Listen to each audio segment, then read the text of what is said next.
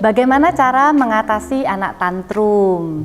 Sebelumnya, para orang tua jangan alergi atau takut dengan kata tantrum. Tantrum itu normal, tantrum itu wajar, itu adalah bagian dari proses perkembangan anak-anak. Tantrum itu apa? Tantrum itu adalah ketika anak-anak itu tidak bisa mengungkapkan baik itu perasaannya, keinginannya dengan kata-kata. Makanya kebanyakan yang masih tantrum itu adalah anak-anak usia kecil di bawah 5 tahun. Padahal sebenarnya orang dewasa pun bisa tantrum. Cuman kita sudah lebih bisa tahu cara handle-nya ya.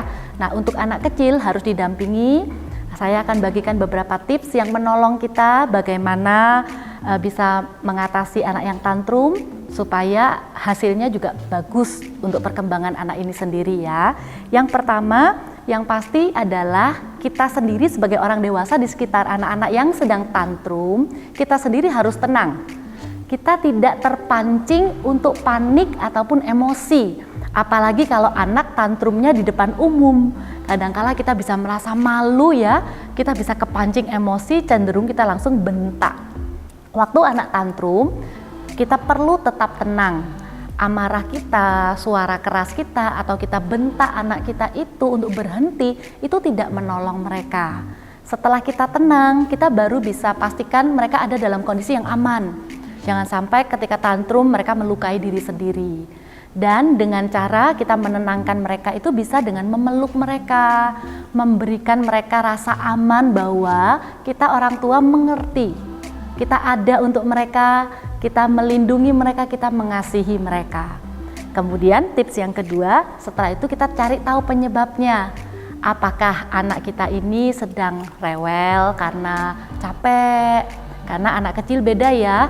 Kalau kita kuat nih seharian keluar jalan ke mall bisa, tapi kalau kita ajak anak kecil, ada satu masa di mana mereka capek, mereka pengen istirahat, mereka lapar mungkin, atau bisa jadi kalau sudah anak lebih besar, mereka pengen sesuatu tapi tidak diturutin, keinginan mereka sedang marah tapi tidak bisa mengungkapkannya, akhirnya mereka teriak-teriak, ada yang sampai nangis, pukul-pukul lantai, macam-macam ekspresinya. Nah, dari situ kita tahu dulu penyebabnya apa.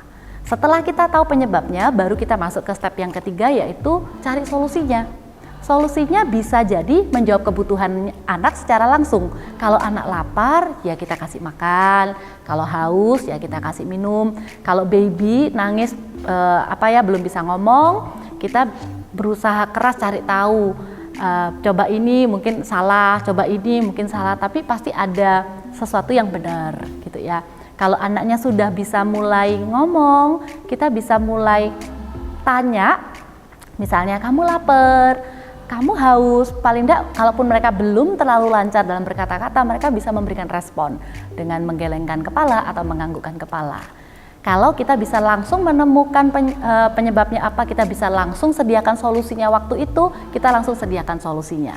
Tapi kalau memang solusinya tidak tersedia atau memang kita tidak bisa memenuhi keinginan anak itu, alihkan perhatian mereka kepada hal-hal yang bisa membuat mereka tertarik. Contoh, mainan lama yang mereka sudah lama nggak pernah mainkan, atau benda apa yang menarik di sekitar mereka. Berusaha alihkan pembicaraan, alihkan ke topik yang berbeda. Kalau anak sudah mulai besar, biasanya mereka sudah lebih kompleks, misalnya tidak terima main sama kakak atau adik, tidak terima kok kalahnya nggak adil.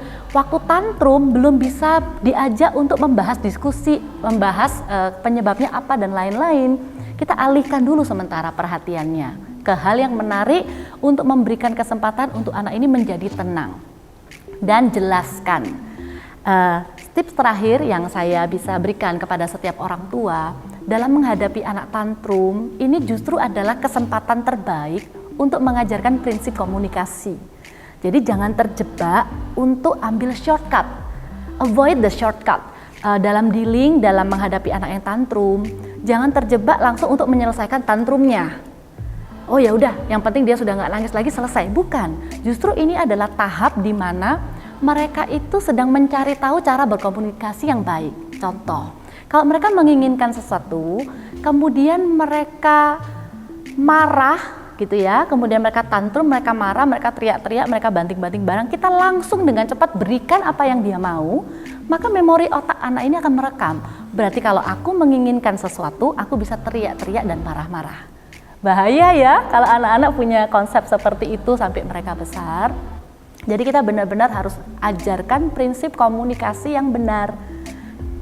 Ungkapkan, kita ajarkan kepada anak-anak, karena mereka seiring mereka bertumbuh besar, mereka sudah bisa ngomong ya. Kalau mereka nangis, mereka marah sambil nangis, kita bilang berhenti dulu nangisnya. Saya sering bilang sama anak saya begini, crying is not the way of communication. Menangis itu bukan cara komunikasi. Mama nggak bisa ngerti kamu mau apa kalau kamu nangis.